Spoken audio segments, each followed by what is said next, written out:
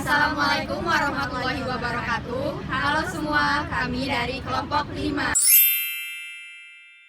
Dalam video ini, kami akan mewawancarai seorang narasumber. Nah, kebetulan narasumber ini berasal dari fakultas yang sama dengan kami, yaitu Fakultas Ilmu Sosial dan Ilmu Politik. Penasaran dengan videonya? Tonton sampai habis ya! Halo, selamat sore Bang Isa. Selamat sore. Bagaimana nih kabarnya hari ini? Alhamdulillah. Menurut informasi kami, Bang Isa ini adalah mahasiswa aktif dari program studi ilmu komunikasi angkatan tahun 2021 semester 3. Benar nggak Bang? Benar. Jadi Bang Isa boleh nggak ceritain pengalaman organisasi dan kepanitiaan yang pernah ikuti itu apa aja? Kalau pengalaman organisasi dan kepanitiaan yang pernah diikuti itu, yang pertama ada pelatihan Jungle Rescue, itu saya menjabat sebagai ketua panitia. Nah, terus ada juga pelatihan Fire Rescue, itu saya juga jadi ketua panitia. Sama ada juga orientasi bakti lingkungan, itu juga jadi koordinator undan. Dan ada satu lagi Mubes Imaka Unmul, itu jadi koor kontribusi. Itu pengalaman di kepanitiaan. Kalau pengalaman di organisasi itu banyak sih. Kayak misal saya ada di BEM, Himaksi, KPM, Himapa, sama Paduan Suara. Jadi di beberapa organisasi dan kepanitiaan ini Bang Isa pernah menjabat sebagai seorang pemimpin itu. Menurut Bang Isa, kriteria pemimpin yang ideal itu yang seperti apa sih? Kalau menurut saya itu kriteria pemimpin yang ideal itu harus punya 6 unsur. Yang pertama itu doksa. Nah, doksa itu dia melakukan sesuatu tanpa ada pertanyaan. Kayak misal nih, kita mau ngelakuin sesuatu nih, terus kita tuh bertanya-tanya dulu. Nah, itu bukan kriteria seorang pemimpin. Jadi pemimpin itu melakukan tanpa harus ada pertanyaan. Terus yang kedua ada mimikri. Mimikri itu kemampuan berkamuflase. Jadi pemimpin itu harus mampu menyesuaikan lingkungan. Istilahnya dia jadi bunglon gitulah. Terus ada juga habitus. Habitus itu seorang pemimpin harus memahami habitatnya. Jadi di mana seorang pemimpin itu masuk, ya di situ dia harus memahami habitatnya. Terus ada juga 3 unsur penghubung. Yang pertama itu ada linking sama bridging.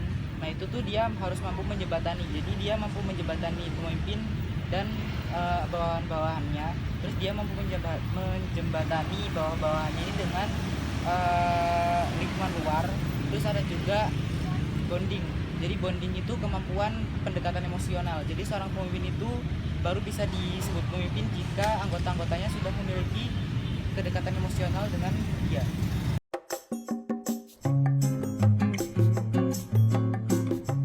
Kalau motivasi sendiri itu saya terinspirasi dari tugas-tugas seorang pemimpin ya.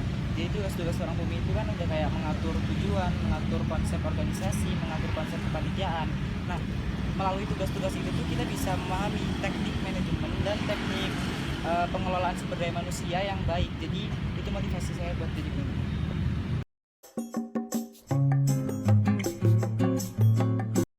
Itu ketua saya sendiri, ketua Ikatan Mahasiswa Budaya Alam Unmul, itu namanya Okidola Puspita. Jadi kenapa dia jadi suatu panutan saya? Jadi dia tuh bisa mengelola banyak anggota. Dia tuh ada beberapa organisasi yang dia pimpin juga dalam satu waktu, tapi manajemen waktunya itu bagus banget sampai dia tuh nggak kewalahan.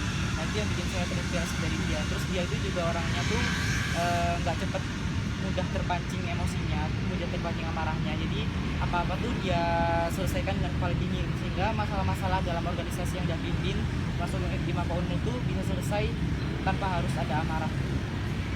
Seorang pemimpin juga harus bisa mengontrol emosi dengan baik. Iya, karena kalau nggak karena kalau pemimpin tuh emosional terus mudah baper gitu istilahnya, itu bakal nggak berjalan lancar yang tadi 6 unsur itu. Oke, buat pertanyaan penutup nih Bang Isa, punya tips nggak buat teman-teman sesama mahasiswa yang punya keinginan buat jadi pemimpin yang baik? Kalau tipsnya itu yang memahami dan menguasai 6 kecakapan yang saya sebutkan tadi ya. Terus dia juga harus mampu berkomunikasi dengan seluruh anggota. Kedekatan emosional juga harus bagus sama semua anggota. Terus dia tuh memahami lingkungan dan gagasan. Jadi dia memahami bagaimana dia harus masuk di sebuah lini, bagaimana dia harus masuk ke sebuah lingkungan atau circle gitu ya. Terus dia juga harus mampu mengontrol dan merumuskan tujuan dari kepemimpinan tersebut. Jadi sekian teman-teman sekalian tentang pembahasan kita seputar kepemimpinan yang ideal itu yang seperti apa sih Sekian dari saya. Terima kasih.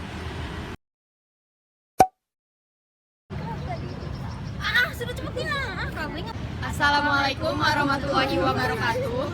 Sumpah Erna. Dan aku tuh kameramen, terus kayak Nita sambil di